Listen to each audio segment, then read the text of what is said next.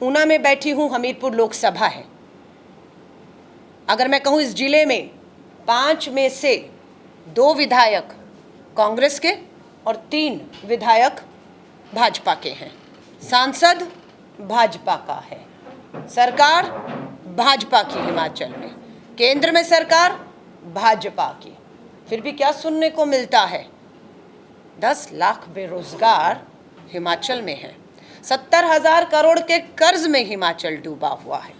और जिस युवा को हमीरपुर ऊना के लोगों ने सांसद बनाकर लाखों के वेतन, बंगले सरकारी सुख सुविधाओं का लाभ दिया, उसी युवा सांसद ने बदले में ऊना हमीरपुर को क्या दिया? बेरोजगारी दी। अग्निपथ भर्ती जैसी ठेके की योजना थोपी, महंगाई दी, भारत तोड़ने वाले गोली मारो का हिंसक नारा देने वाले गोडसेवादी अनुराग ठाकुर जी टिप्पणी करते हैं श्री राहुल गांधी जी की भारत जोड़ो यात्रा पर। किस मुंह से आप श्री राहुल गांधी जी की भारत जोड़ो यात्रा पर टिप्पणी करते हैं? साफ दिखता है कि भाजपा पूरी तरह से बौखला गई है।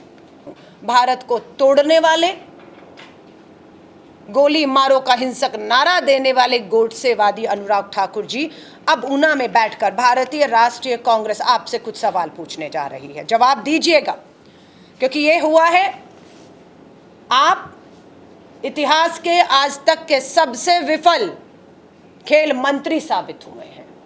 कोई उपलब्धि आपकी एज अ खेल मंत्री नहीं रही होगी।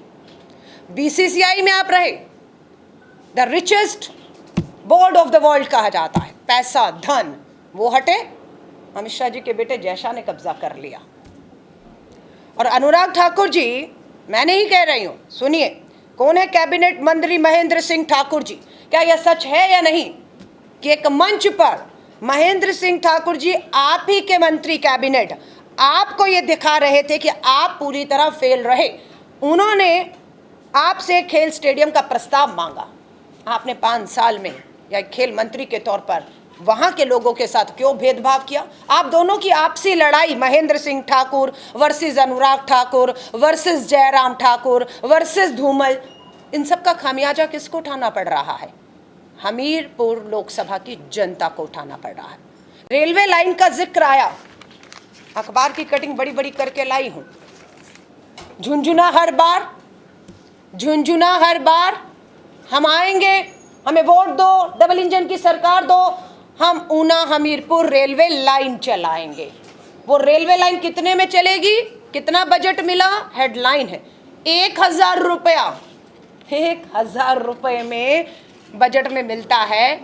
ये मजाक मखौल नहीं है तो क्या है? अनुराग ठाकुर जी, कांग्रेस की चिंता छोड़िए, कांग्रेस के परिवार की चिंता छोड़िए, भारत जोड़ो यात्रा यात्रियों पर छोड़िए। आप इस बात का जवाब दीजिए, कब तक ठाकुर जी ठगेंगे जनता को?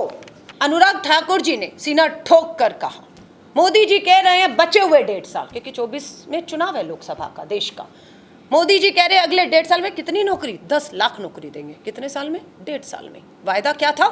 हर साल 2 करोड़ नौकरी का। 8 साल पूरे, कितनी नौकरी आनी चाहिए थी देश में? 16 करोड़। 2 8 16 करोड़। उस 16 करोड़ में से हिमाचल में कितनी आई? अनुराग ठाकुर जी, नौकरी नहीं आई, रोजगार नहीं आया। गुजरात के मुद्रा पोर्ट, भुज पे जो मुद्रा पोर्ट है, पूंजीपति मित्र अडानी का है, वहां से नशा जरूर यहां तक पहुंच गया है। ये आपकी उपलब्धियों में है अनुराग ठाकुर जी। हम मुद्दों पर सवाल कर रहे हैं, आप मुद्दों पर जवाब दीजिए। अभी तो ट्रेलर दिखाया था हमने, मंडी लोकसभा और 3 विधानसभाओं के उपचुनाव में जनता ने इन्हें ट्रेलर दिखा दिया।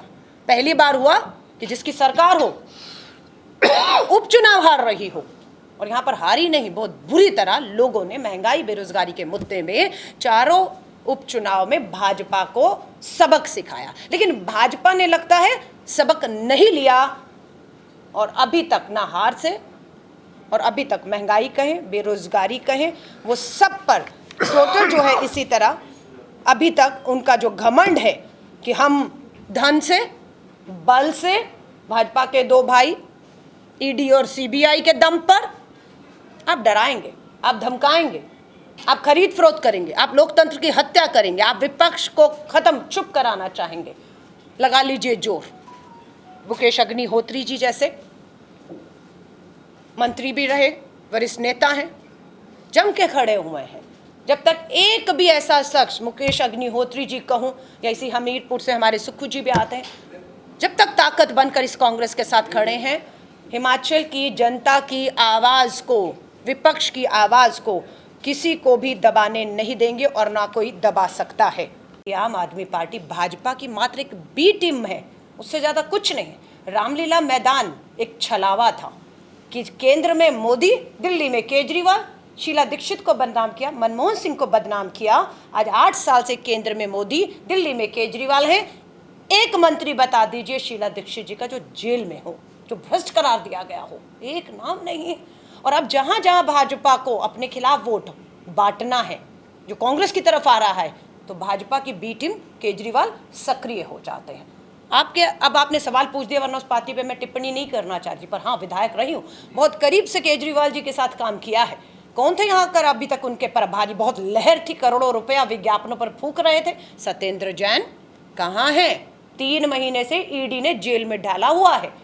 केजरीवाल भारत रत्न नहीं मांगते सत्येंद्र जैन के लिए, सड़क पर उतर के आंदोलन नहीं करते हैं। क्यों? फिर दोबारा आए मनीष सिसोदिया जी, दिल्ली में आबकार शराब नीति, एक के साथ एक बोतल फ्री में पकड़े जाते हैं, सीबीआई रेड होती है, अपनी नीति वापस ले ली, नीति वापस हो गई और शीला दीक्षित जी की नीति लागू कर दी, आज फिर पुरानी नीति। फिर आते हैं भगवंत मान जी, पंजाब से जुड़ा हुआ है, 90 विधायक है, सबकी जिम्मेदारी लग दी, हम गुजरात संभालेंगे, वहां भाजपा को जिताएंगे, तुम हिमाचल करो। भगवंत मान जी के साथ क्या हुआ? पूरा पंजाब को शर्मसार किया उन्होंने। जर्मनी में हाँ एयरलाइंस पे उतार दिया जाता है उनको बीच में, उनको समझना चाहिए। और दिल्ली के हाथों में भगवंत मान एक कठपुतली है, उससे ज्यादा कुछ नहीं है। आज कहाँ है? रात भर में अनुराग ठाकुर जी सबको ले जाकर नड्डा जी को जगाकर अध्यक्ष और सबको ज्वाइन करा के खत्म हो गया।